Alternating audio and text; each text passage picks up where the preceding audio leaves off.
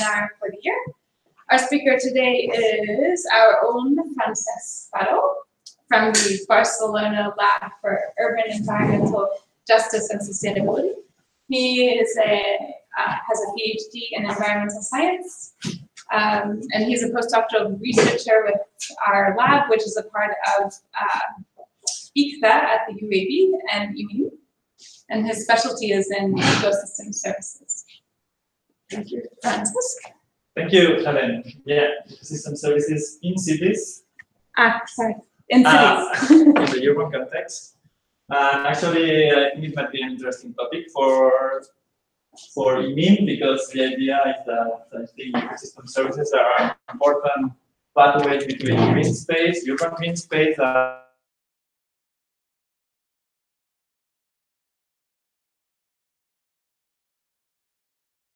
he mentioned that in public health studies, normally they consider only like NDVI to consider the relation between green space and human health.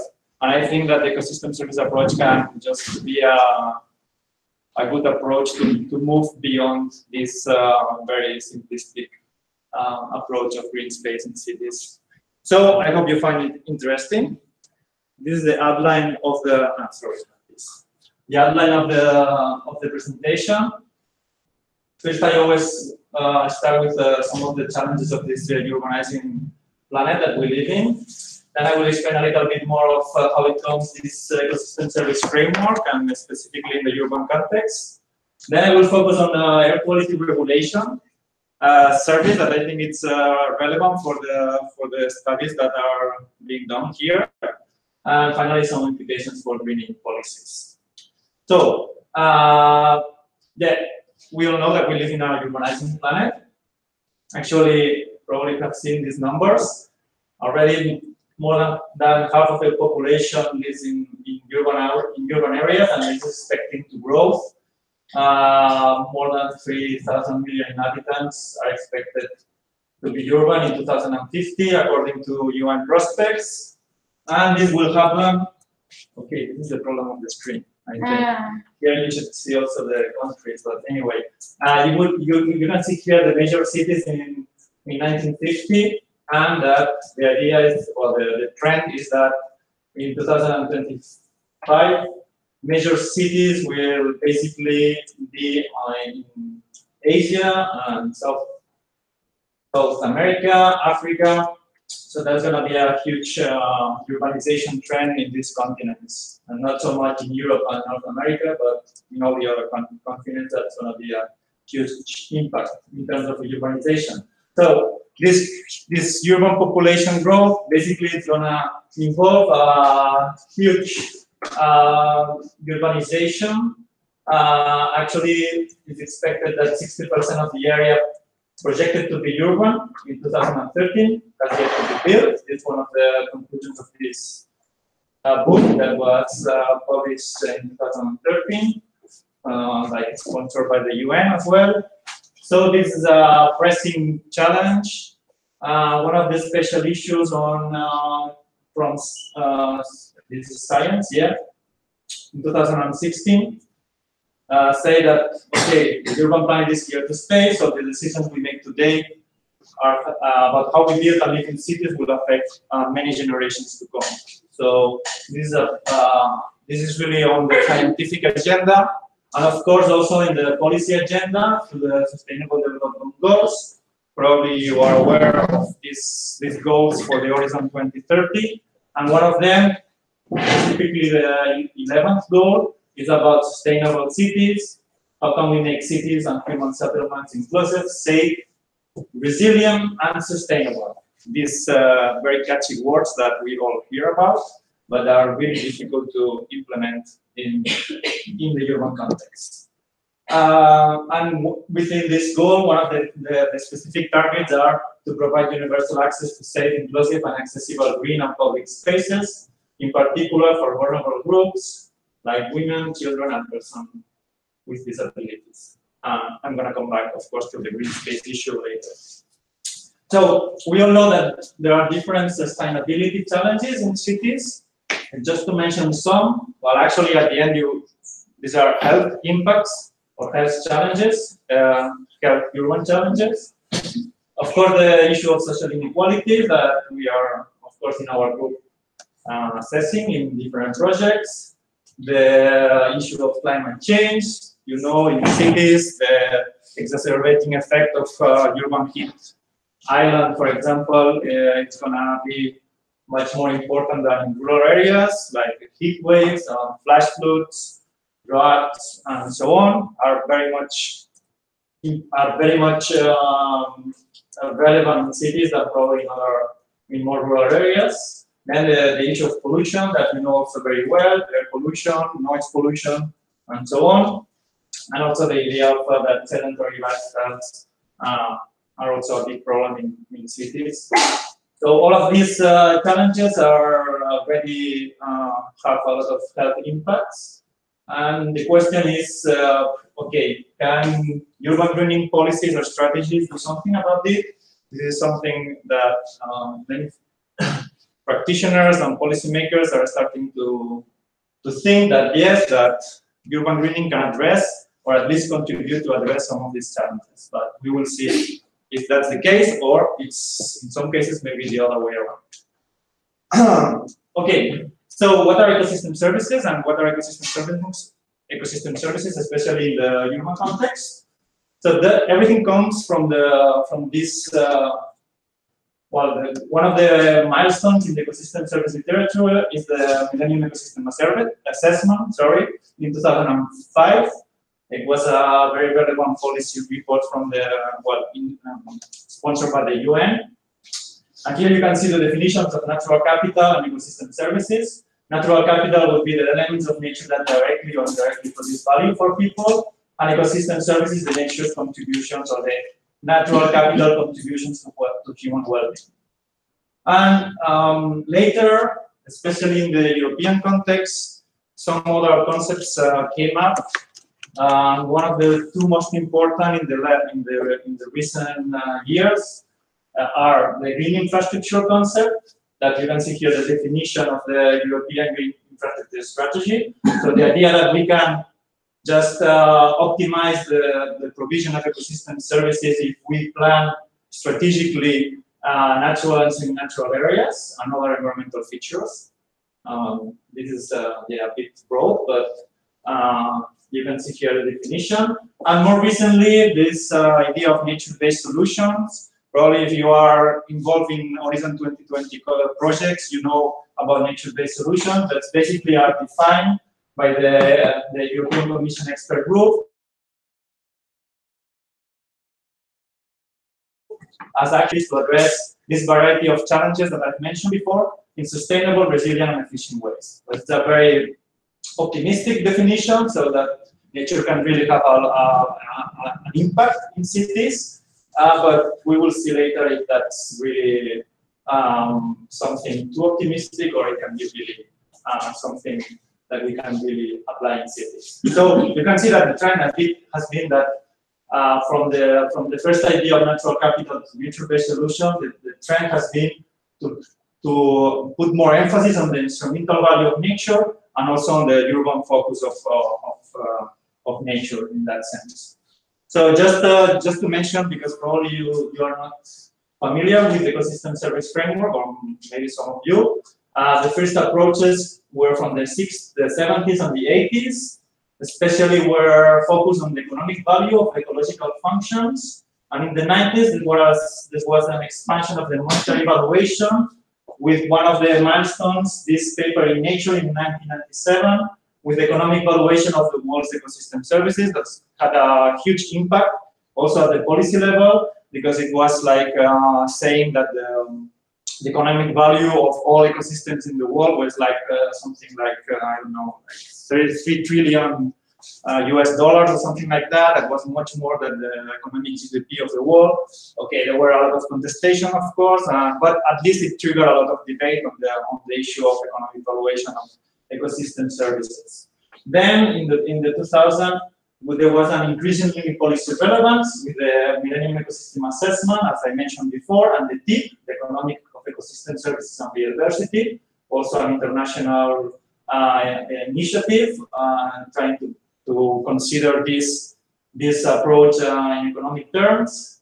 And also some of the market mechanisms came up, like the payments for ecosystem services. In some countries, they have already implemented this kind of mechanisms, or the accounting systems considering also ecosystem services. And finally, more recently, the IPBS, or the IPBES, I think they call it now, is the Intergovernmental Panel for Biodiversity and Ecosystem Services. That the idea was to create a kind of IPCC for the biodiversity and ecosystem services, I would say, community.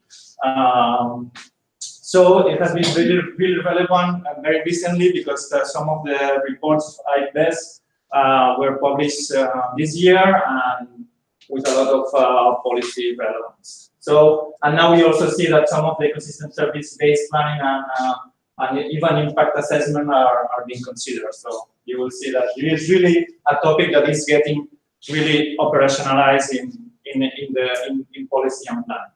So I just move forward. I just wanted to show you this idea. This is the Millennium Ecosystem Assessment Framework. You can see here that there are four groups of ecosystem services. I'm gonna just talk about this later. And you can see that there are different links with the constituents of well-being as this report described. And one of these constituents is health. And you can see that there are direct links between the different groups, the provisioning, the regulating, and the cultural. Especially important, of course, the provisioning as like food, or the regulating like water purification for human health. This is quite obvious, but it's not that obvious to really quantify and really assess these links in practice. So at the end, in another report of the Millennium Ecosystem Assessment, they realized that actually health is really at the center of the different constituents of well-being. So here they just published this figure saying that okay, all ecosystem services at the end are really related to health impacts, health outputs in this case. So if something is not clear, you just ask a question, okay? So these are the four main groups of ecosystem services. The provisioning, basically goods obtained from ecosystems like food, fresh water, medicines, and so on. Then the regulating are these benefits mainly obtained from ecosystem processes like climate regulation, water purification, pollination, and so on. I don't want to go in depth to this because then I will describe more at the urban context. Then the cultural, as you know, recreation, spirituality, and so on. And then at the base of the different ecosystem services, this group of supporting or habitat that actually are ecological functions. These are not final ecosystem services, so they don't have a direct impact on health or on well-being, but they are actually underlying the production of all the other ecosystem services. And there is also an international classification of ecosystem services, a common international classification that is being developed at the European level, especially. That you can check. You can just put these sizes in Google, and you will see that is much more like detail, and there are many more categories and subcategories of ecosystem services. Okay, so just define an additional, probably the last conceptual slide. This is the cascade model, and it generally shows that the idea is that ecosystem services are at the interface of the socioeconomic system and the ecosystem or the biodiversity. So they are really the link between benefits to well-being or to health, for example, and functions and biophysical structures or processes that nature has. So, for example, you can see here that slow passage of water would be a function, but the flood protection would be the service, and then the contribution to this flood protection to health or to security would be the benefit. And at the end, you can even value these benefits in monetary or non-monetary terms. And that's another question that I'm not going to talk a lot on values today, but there is a huge also literature on ecosystem service valuation, economic and non-economic. or monetary, non-monetary. So the idea is that from the ecosystem, from the social economic system, we can also have an impact to the ecosystems or limit the pressures via policy action. Okay, so at the urban context, it's basically the same. It's just that the different green infrastructure that we have in cities are just different from the more natural areas. We have peri-urban forests, street trees, urban parks, and so on, that also provide a series of ecosystem services that have an impact on human well-being and including health, of course. This is just another slide to show you that you can even apply this approach to urban trees, for example, that also have different ecosystem services, like providing shade, providing habitat for other species, lowering levels of noise. We will see that this is not that clear and not that straightforward, but anyway. So, just to mention some of the examples of ecosystem services in cities, here you can see that food production, is not really a service that you normally think of when you are talking about cities, but in other countries, in other cities, especially in the global south, it can be really relevant, or especially in times of crisis, or like here you can see an image of the Reichstag in Berlin after the Second World War, that people were actually growing potatoes in front of this. So it was really important to grow food in cities at that time, or also in cities like here you can see in Dakar, the production of food is really relevant. Or in La Habana, for example, after the fall of the Berlin Wall, also it was really important, the production of food inside the city. But of course, other important regulating ecosystem services, in this case regulating, are microclimate regulation. This, as I said before, it has an impact on the mitigation of the heat island effect and heat stress in cities. And it's basically done through evapotranspiration, shading, and solar reflection of vegetation. Then you have air pollution reduction, and this is really tricky ecosystem services, and that's why I'm going to talk more about this in particular later. But just to say that, okay, in principle, urban vegetation can uptake or can have I would say, a positive effect on some pollutants, but you will see later that that's not that clear. Okay, noise reduction as well. This is an ecosystem service that is also a bit tricky. It's not clear which are still the mechanisms by which and the magnitude of the vegetation impact on noise reduction. Then runoff mitigation, that's really important in some cities, especially for flash floods and this kind of extreme events. Carbon sequestration, of course, we know that vegetation stores CO2 through the photosynthesis, but of course, in cities, probably is not the most relevant ecosystem service.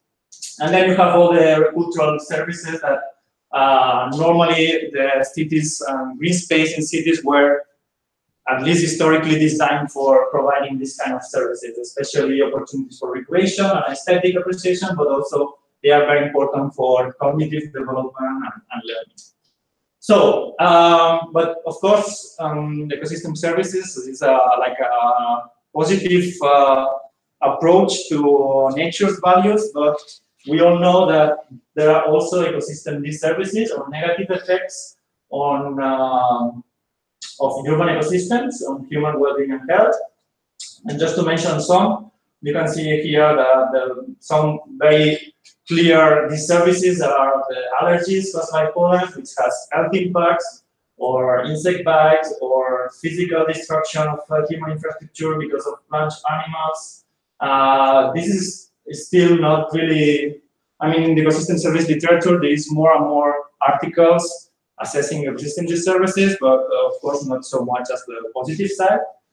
But it's also interesting to see that, for example, there are also societal disservices, like in some cases increased crime rates in urban parks, or probably something that you are already aware of. That's green gentrification, and our group, of course, is has an important project on green gentrification. I'm just showing here articles that led by Helen here that tries to make the link between green gentrification and health impacts. I'm not going to explain this. You can ask her directly later. But there is also a connection between normally green gentrification and human health. Okay, so as I said before, I wanted to focus a little bit on air quality regulation, because I think that it's a topic that many people here in IMIM is working on, the effects of air pollution, and because there is a kind of assumption that greener cities or that vegetation can have a positive effect on air pollution, and that's not totally clear. And even in some news, you can see here that greener cities are mentioned as the solution to our environmental or air pollution problems. This is from The Guardian in 2017, that it seems that some of the Chinese cities have a radical plan to save China from air pollution through greening, using like green buildings from this architect, Italian architect in Milano, that he built this Bosco Verticale in Milano. Maybe you're aware of these buildings in Milano, that have trees and a lot of vegetation on the facades. So they want to do the same in China, and they think that they are going to solve their air pollution problems through this strategy. But that's not that easy, because, okay, which are the interactions between vegetation and air quality? Okay, we know that there is a physical deposition of pollution onto vegetation surfaces like this, and there is also an uptake via leaf stomata for some pollutants, so that's a positive effect. But we also know that the modification of air circulation through concentration or dispersion of air pollution by vegetation can have a positive or negative effect, health effect in cities. You will see later that depending on the vegetation, this is positive or negative. And then the emissions of biogenic volatile organic compounds and pollen production of vegetation have, of course, a negative effect, because these VOC emissions interact in the atmosphere with other chemical compounds, and they can produce tropospheric ozone, for example, that is air pollutant, a very important air pollutant in cities. So there is a huge complexity actually to understand the mechanisms by which this happens, and which are the confounding factors, and there is a lack of empirical evidence about the effects. So just to show you some of the studies that we have done, or that I did during my PhD especially. For example, we use this dry deposition model that is called I3. This is a North American model from the Forest Service in the US that estimates the air pollution removal of different pollutants by urban, especially trees and shrubs in cities.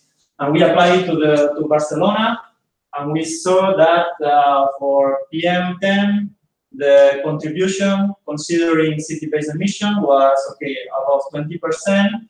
But here it's a bit tricky, because if you consider background pollution of PM10, then the percentage drops to less than, I think, less than 2%. Then for dioxide, nitrogen, the contribution is really, really marginal, like less than 1%.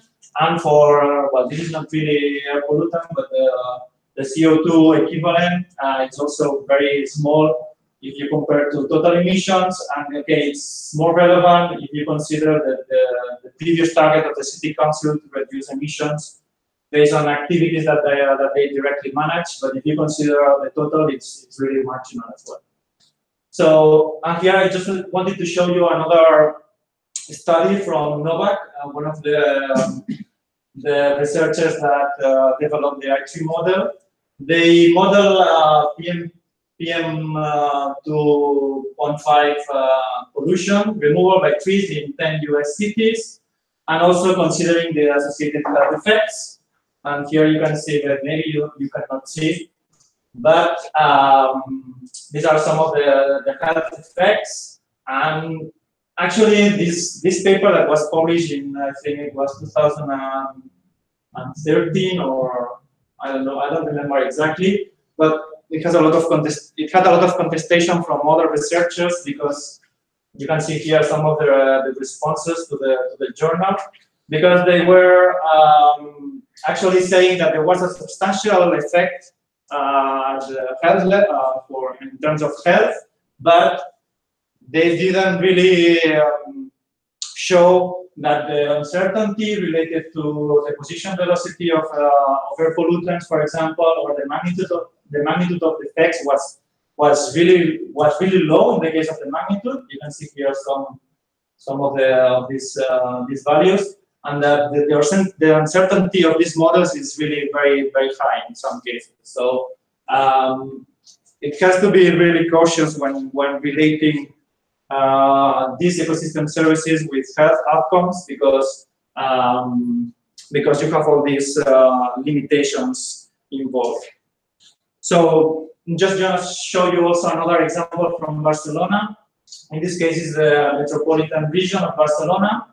And what we did here was to apply a dry deposition model also, using a land use regression model that is called Estima, to assess the capacity of vegetation or ecosystems to remove dioxide nitrogen in the area. You can see here that, of course, areas with a lot of forests like Montseny and Collserola have a higher capacity, but we also consider the actual flow, so it means the actual removal of pollutants, considering I would say the concentration of this pollutant on the area. And in this case, you can see that Collserola, because it's within the metropolitan area, has a much higher impact than Montseny, because there is obviously more pollutants in Collserola the pollutants are closer to Collserola than Montseny. And then we also map the demand just based on the population density and the levels of pollution in the city, and also what we call the unsatisfied demand, just through this proxy, that is the population exposed to the levels that are beyond the European threshold or limit currently. So just an example, here you can see the four maps all together, and see that there is a huge mismatch between the supply or the high capacity areas and the demand of this service.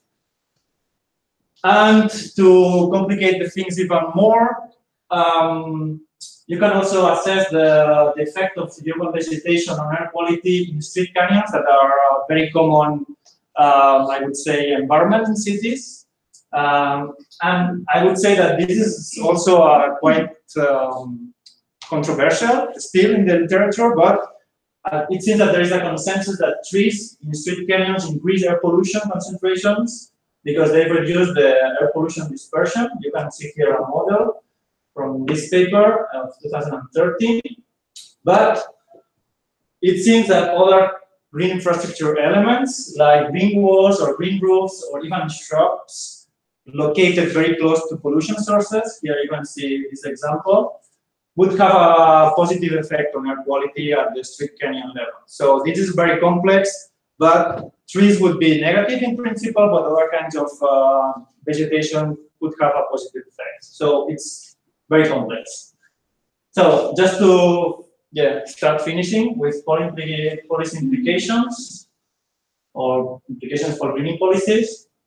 Here is a table that I did for my PhD thesis, I think.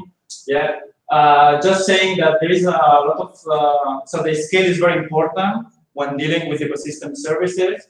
At the street canyon level, we have seen that, okay, that the air quality regulation might depend on vegetation configuration, design, and composition, but at other scales, it's probably not really relevant. The same for carbon sequestration, for local temperature regulation or microclimate regulation.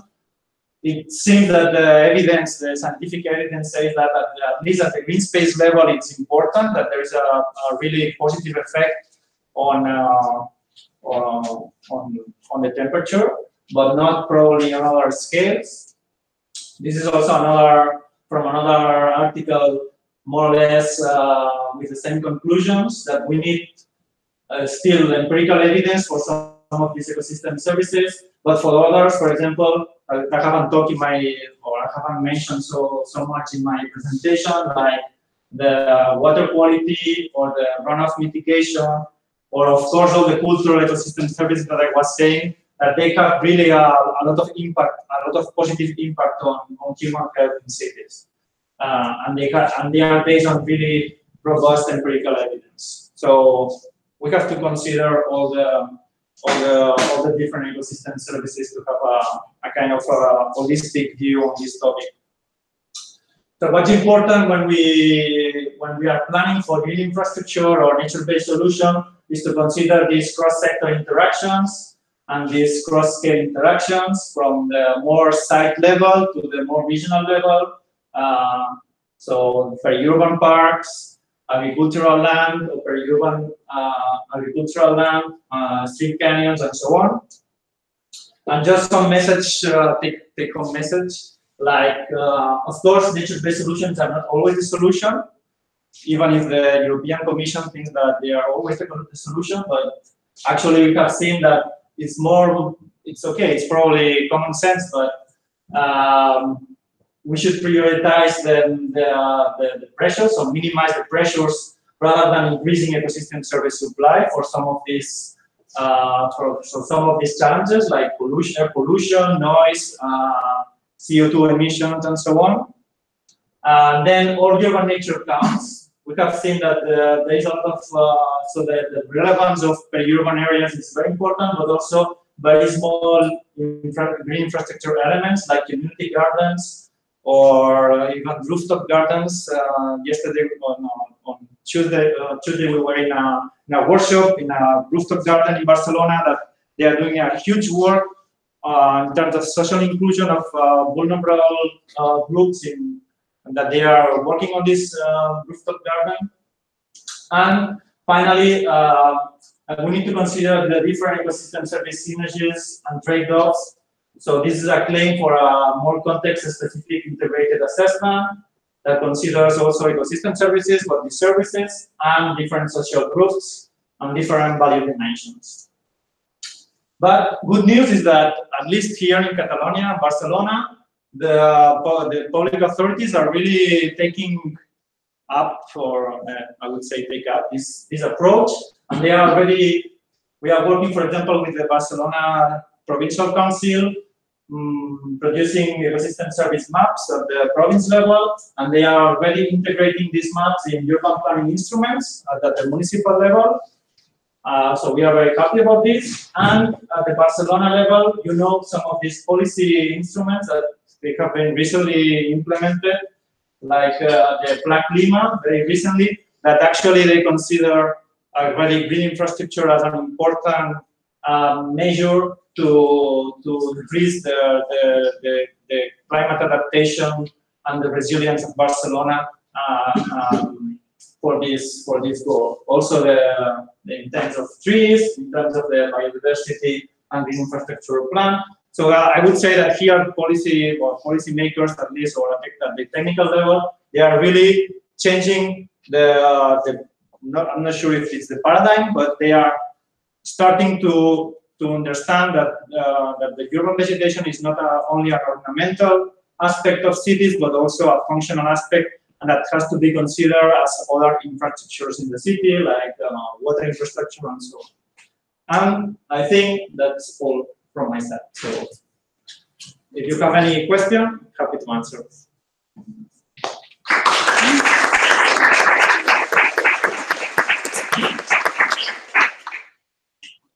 Questions? Did you understand something? Yeah?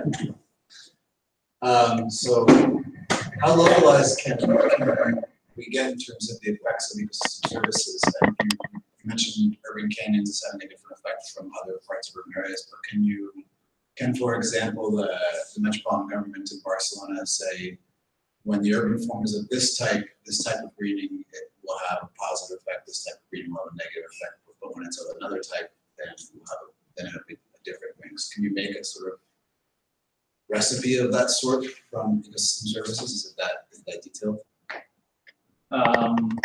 You need to relate different types of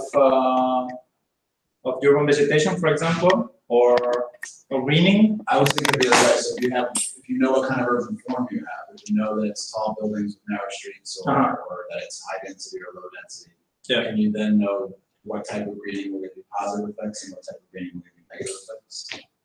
Okay, Okay, no, that's not really, we are not at this point yet, I think, to know exactly for all types of urban form. There are as I showed before, there are a lot of studies at the at the street canyon level. So considering really different configurations of vegetation within the street canyon level. So, and it seems that there is now a consensus on for trees, not so much for other types of vegetation, but for urban forms in general, I wouldn't say that there is really a kind of handbook to give to practitioners so far. So, yeah, we are working on it. Yeah. What do you think prompted the change in paradigm that is now adopted, as you were describing, by the city of Barcelona, and what are the main challenges that you think they are facing now in implementing that change of paradigm? Okay. Yeah, I would say that I was the other day on Monday in a kind of presentation with some Barcelona environmental officers, like Frederic Chimeno. They were presenting some of these policies that I've shown here, and they are really probably most worried is about the social acceptance of this change. Because, for example, maybe you have seen that now the city is not using any more for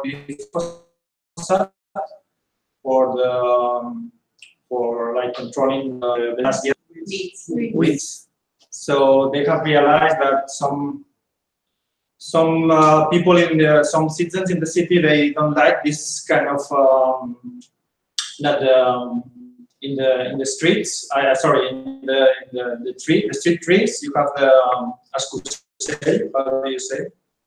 Here, the trees, they are just growing this earth. People think that this is dirty, that this is not really other types of, for example, for grass, they also have a lot of complaints because they are trying to move from grass, irrigated grass, to Mediterranean meadows in some areas of the city, and some people, because of course if it's Mediterranean meadows, in summer they are dry, they are completely dry, and they are like yellow, not green. But some people still have this, I would say, this mental aspect that's saying that, okay, we want green grass in the city because this is how it has always been, and it's difficult for them to change this perspective. And yeah, and after there is also a lot of, still in the management of green space in Barcelona, there is a lot of, the most important is also like management costs and security issues, like for example, trees really have to be secure in terms that they are not gonna fall down the branches to people and this kind of thing. So they did still, it's the ecosystem service approach is they are trying to implement, but it's not, they are not there for sure.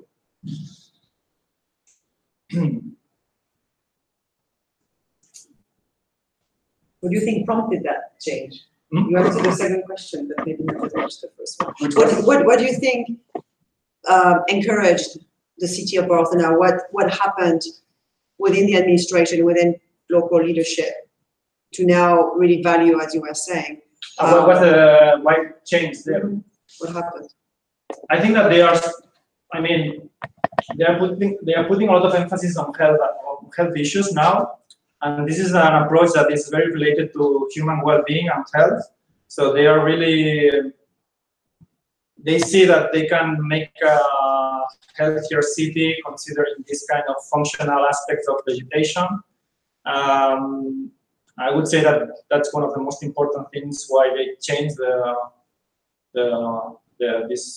this way of thinking in terms of green space management, and also probably also the climate change issue that we know that the city is very compact. There is a lot of heat island effect that's going to be an issue in the near future, and that they need to. They have the. I mean, they know that they need to increase green space because Barcelona is very compact, and this can have a positive effect in terms of resilience, in terms of health, and in terms of sustainability. Basically, I would say that. Yeah. Go ahead. No, but one thing you said, I mean, it's actually better to reduce the sources for a lot of things, for the pollution, CO2, whatever. Do you think that this, by encouraging the ecosystems approach, they don't tackle the real problem? And the problem is that there are too many cars around and other sources for CO2, etc. Because I mean, that's a much more difficult political decision to do than to plant a few more trees. Yeah, you know, I think that for example, yeah, in terms of air pollution, it's very clear that this ecosystem service approach or the nature-based solution approach is not gonna solve the problems of cities. We have seen these uncertainties, these limitations, that is not really clear that the positive effect, it happens in all the scales of the urban level. And I have the feeling that, especially since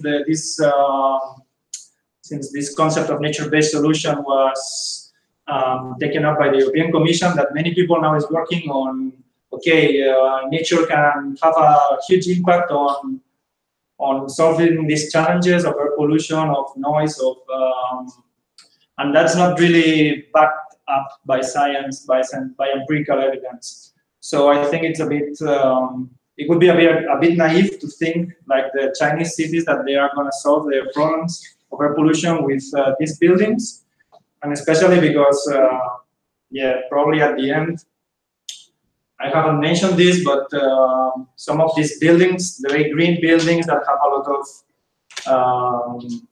vegetation around, are really designed for rich people as well. So here we also have the justice issue that we are also considering in our group. So I would say that, yeah, that we definitely should prioritize traffic, reducing of traffic and the emissions.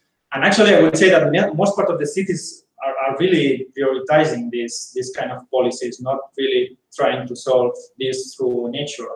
But I'm just afraid that with the nature-based solution issue now, maybe some cities will think that we can do it also through this approach, and we can still keep polluting the air. So yeah. Yeah. I was just wondering what you see as the next steps as far as being a researcher in the field of ecosystem services, and in terms of the relationship between human health and ecosystem services. What do you see are the gaps in current knowledge? Yeah, the other day I was reviewing a review for landscape and urban planning. It was doing a review of the ecosystem service literature on air quality regulation and health and asthma, and from the side of ecosystem services, and then from the side of public health studies, so epidemiology studies as well. And they realized that there was not really I mean, it's like they are really separate still. So there is this public health literature trying to see the connections between green space and health, and then you have the ecosystem service literature that it doesn't really go much beyond the health impacts. It only quantifies and maps ecosystem services, but doesn't really go further in terms of health benefits. So I think we need to try to connect these two worlds. Like maybe this institute is a good place to do it, and try to bring in a multidisciplinary approach on these studies and try to see which are the disconnections between from the Millennium Ecosystem Service that I was showing at the beginning, which are really these links between the different types of ecosystem services and health. So, because I think that the ecosystem service approach is really useful in terms of policy and planning, but it still lacks the really to make the link with health outputs more directly. So I think that would be the next step, trying to be the next step, which is not easy, of course, but.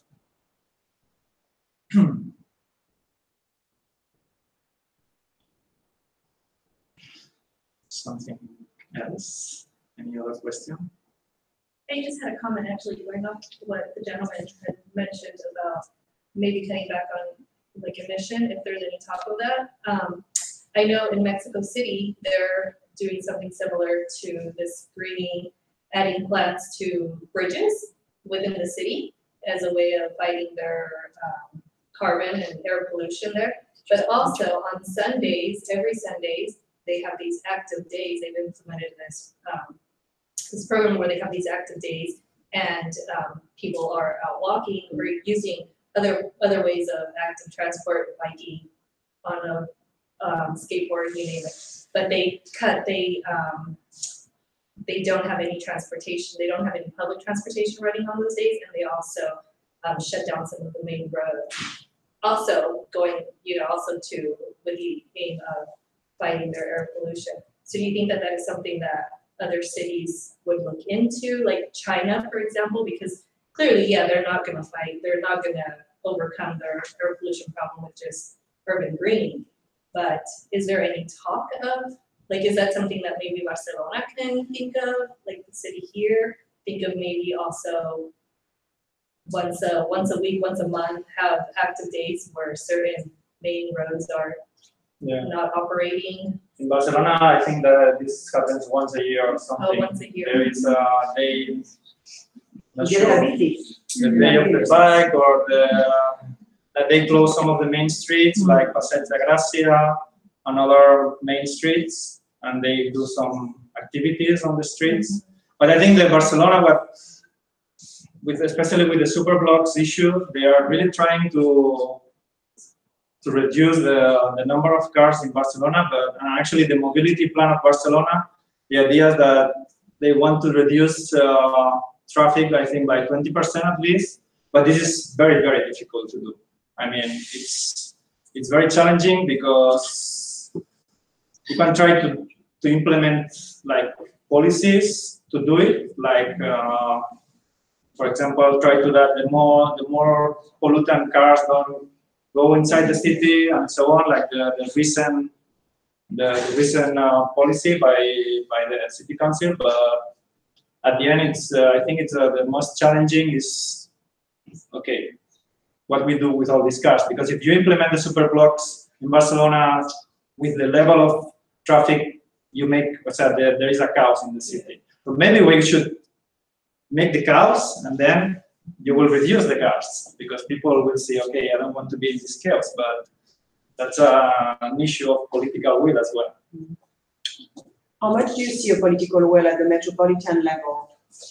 I'm asking because according to many mobility studies, most of the cars that are within the Monday to Friday schedule within the city are coming from the metropolitan area. Yeah. So to what extent do you see a form of planning coordination between metropolitan train, the Renfe, Los Ferrocarriles, the City Council of Barcelona, and others around improving the services and the quality of the trains? Yeah. No, I mean, because I don't see that happen, but we might know more. Yeah, I mean, at the level of the metropolitan area, the metropolitan authority, they are really, I mean, the problem here is what you were saying, the cars that come from other municipalities around Barcelona, and that they really don't have probably the possibility to go by public transport, because especially the Renfe network has historically had a lot of problems, as you probably most of you know. So I mean, it's very, I mean, all authorities are very aware that there is a need for investment at the public transport level, at the metropolitan level. So inside the city of Barcelona, I think it's good. I mean, the metro system and the bus system that now has been improved through this new network is really good, I think. But the problem is the connection with the metropolitan level. And this, it has been an historical thing, and I'm not sure if it's going to be solved in the near future or not, but for sure the authorities are very aware of this. But I'm not sure if the solution is going to be soon or not. What is also important is that now the Metropolitan Authority is working on the new master metropolitan plan, and they are also trying to consider all these aspects of like trying to optimize more the traffic and so on. But I'm not sure when it's going to be approved, because this is a huge process, and yeah, let's see. Yeah. I just wanted to ask you, in regards to these policies, are there any synergies or relationships between them? For instance, like in Melbourne, we have the urban forest strategy, which is, which has a relationship with the streetscape improvement strategy, and they both have common goals. So in terms of closure of streets to plant new trees. Mm-hmm. So is there any sort of like relationship between any, for example, biodiversity, and then there's a policy for trees, but biodiversity also includes trees. Is there any sort of relationship? Yeah, actually this plan, the Plan Albert, so the Plan of Green Infrastructure and Biodiversity 2020, it's a kind of the strategy plan, and then the green covers, for example, comes from one of the objectives from here, and the street trees plan, it also is like how do you say, really connected to this plan. And the Plan Clima that has been approved really recently, it also like considers some of the objectives in terms of green infrastructure creation and improvement from this plan. But it's much broad. I mean, of course, this one, it's not only about green infrastructure, but it's also one of the I would say the main instruments to face climate change, together with mitigation measures. So yeah, I would say that at the level of the municipality of Barcelona, these are really quite consistent, the different policies. And what about other services, other than just like nature-based services? For example, like streetscapes, or what's a streetscape? Like in like instance, for instance, like the super block. Yeah. So is there any relationship between like policies to close the streets and to improve biodiversity? So like on different levels, managed by different departments, for example. Well, interdepartmental relationships between. Yeah, I know that for the super blocks, one of the if the super blocks are implemented, one of the opportunities that they give is to increase green space in areas that are really compact. But I'm not sure if it's really now something that they are going to do in our super blocks or not. So, yeah.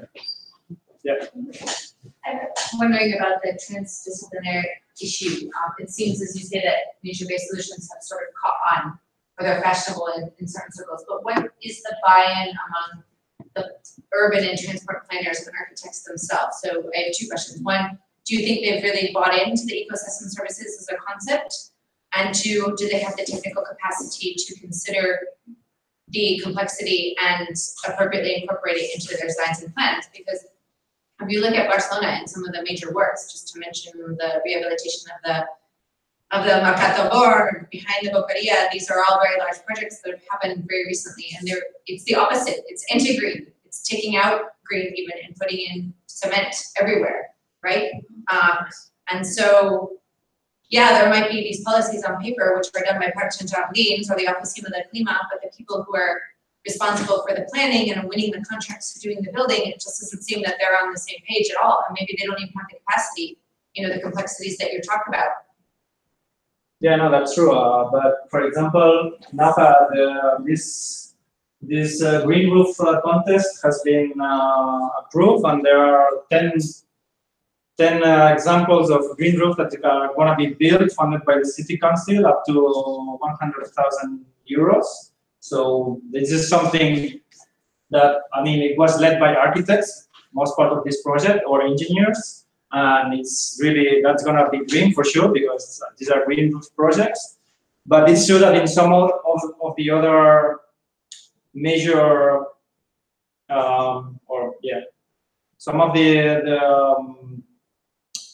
projects in Barcelona that are still not considering the greening as an essential part of the project, yeah, that still happens. And I would say that it's because probably some architects, I mean, I know that there are some architect groups or teams that really consider the greening aspect, and they have in their teams like other types of professionals, including environmental scientists, biologists, and so on.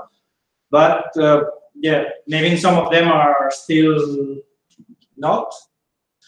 But at the same time, I would say that, for example, the new square of Glorias, this is a clear example that they are building a new park, a very big new park, that is going to be, I mean, they are doing this tunnel under the park, and I heard from one guy from the city council that it's going to be one of the most expensive parks in the world, because it's so expensive to make this tunnel, to put a green space above that. So that it's really, at least for this project, the city council is really going for a green project that probably other cities wouldn't spend so much money to make this big park. So just an example that, yeah, but of course there are all examples that are the other way around. Well, I mean, you could even argue that that's like really a misaligned policy to spend all that money, which basically is essentially still prioritizing the ability of cars and spending an enormous amount of money to ensure that right, and then putting the park on top instead of spending that money and really doing the more equitable greening and the rest of the city, right? I mean, I don't know. To me, that raises a lot of doubts. The most, I mean, is it a badge of honor to say that you have the most expensive patch of park in the world? Yeah, but these tunnels are for the Gran Via. If you don't make these tunnels, then you have to make the streets, and it's nearly a highway. So you have a smaller park with a highway next to it. So this is the choice, because you're not going to reduce the cars in the near future. That's true. So if you don't make the tunnels, you'll make a highway near a green park. A urban park. So they choose to make the tunnels, and it's very expensive, the project. But this is a political choice that you can be agree or not. There are some people who is criticizing this because it's so expensive that they shouldn't have done it. And keep the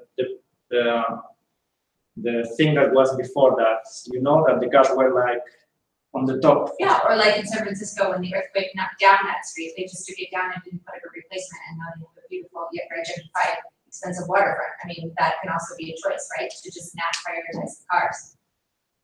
Yeah. Who voted it, Francesc? Was it Trias or was it Klaus, or when did that project? This project, I think it's from way back. I mean, but it has several phases of several buildings. Anyway, that's a whole separate discussion. The project of the urban park, Canopia, it's called Canopia Urbana. It's from the government. It was approved in the government, the previous government.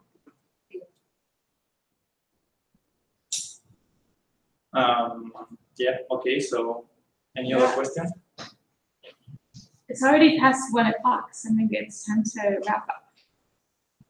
But thanks everyone for coming. And thank you, Francesc.